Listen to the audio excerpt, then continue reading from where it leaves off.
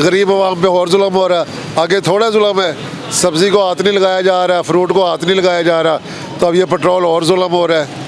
मारने तो जो अल्लाह पूछेगा इस कौम को, इस गवर्नमेंट को अल्लाह पूछेगा, और कोई नहीं कुछ कह सकते हम। वो सरासर जाती है। इन्होंने कहा था कि हम आपको 40 रुपये लीटर पेट्रोल देंगे, तो ये तो वहाँ पे जो है ना ये बहुत जुल्म कर रहे हैं।